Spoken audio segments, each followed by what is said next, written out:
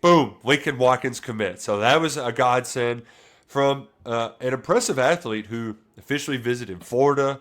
And like it, I don't have to be a big tape guy in this instance, but I just love when Kentucky's still getting guys from Michigan because those guys have been great from the program. Starting back with DeAndre Square, who was a multi-year starter, who was kind of underranked from Cass Tech. You got Marquand McCall. Justin Rogers was a big recruiting get.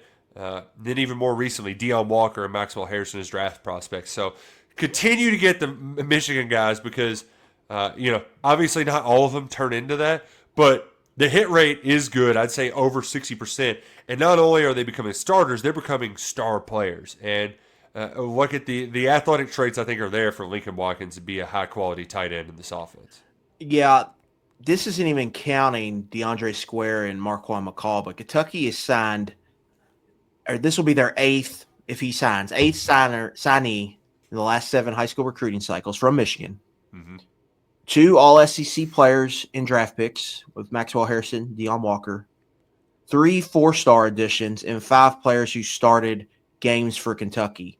And 2 of those players are still with the program. Like it's like Darren Stry, who's in his first year, and then 1 more who I'd have to pull up. So who might end up becoming a starter. So like hit rate's been pretty good. I think you look at Lincoln Watkins. That's a really good rep. I pulled that in the film room right there on the go ball. Just flex tight end, I would say, who has a chance to grow into something and has a frame to really add some weight to maybe turn into a guy who can play more in line, but a seam stretcher, a guy who can win on crossers. He's very much a receiving, I would say, kind of threat right now for Kentucky. So that's intriguing to me after they added Mikael Skinner, who's very much might as well be. Well, to me, he's like might as well be an X receiver. Right.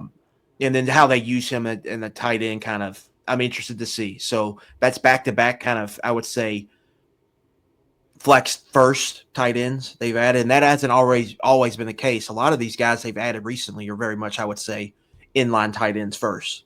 And so now they're getting some guys that are more flex, and we'll see what they can do with them.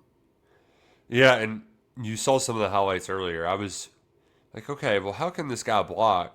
And his blocking highlights are just that. It's him split out, blocking a cornerback or in the open field or in kickoff return. And there was one where he got 2 pancakes and 1 kickoff return. So at least it's clear he's not hesitating to be able to lower his shoulder and knock some guys back.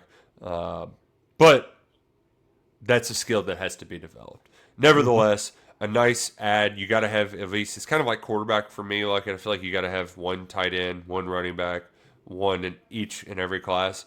And this one, the new guy. There you go, Derek Shay. It was a nice little recruiting win. Beating out Florida, tip of the cap. Tip of the cap. A solid start for the new tight ends coach, Derek Shay. The one that Watkins was at least on our radar. I was